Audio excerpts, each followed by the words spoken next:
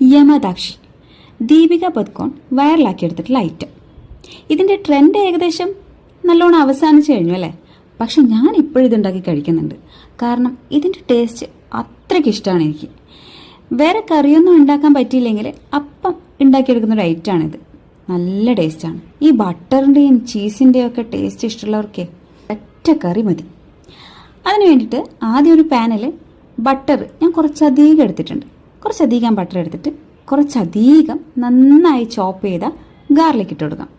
എന്നിട്ടത് നല്ല രീതിയിലൊന്ന് ഫ്രൈ ആക്കിയിട്ട് വരണം. നല്ലൊരു ഗോൾഡൻ ഷെയ്ഡ് വരും. പിന്നെ കൂട്ടത്തിലൊരു മണം. ആ മണം ഉണ്ടല്ലോ, ആ സ്വർഗ്ഗമാണ് സ്വർഗം. ആ ഒരു മണം കിട്ടിയാൽ അടുത്തിരുന്ന ഒരു പ്ലേറ്റ് ചോറ് കഴിക്കാൻ വേണമെങ്കിൽ അത്ര സൂപ്പർ മണം.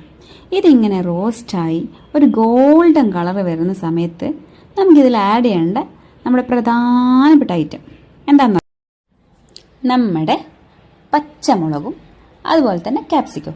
പച്ചമുളകിൻ്റെ ഉള്ളിലുള്ള ആ അരിമണികളൊക്കെ കളയണം കേട്ടോ, അല്ലെങ്കിൽ നല്ല എരിവ് വരും. ഇതൊന്ന് ഉള്ളിലുള്ള സാധനങ്ങൾക്ക് കളഞ്ഞ് നന്നായിട്ടൊന്ന് കഴുകിയെടുത്ത് ആ എരിവങ്ങ് കുറഞ്ഞു കിട്ടും. എന്നിട്ട് അതൊന്ന് വെന്ത് വരുമ്പോൾ നമുക്ക് ഇത്തിരി വെള്ളം ആഡ് ചെയ്യാം. ഞാൻ ഒരുപാട് ചീസൊന്നും ചേർക്കുന്നില്ല, ഒരൊറ്റ സ്ലൈസ് മാത്രമേ ചേർക്കുന്നുള്ളൂ.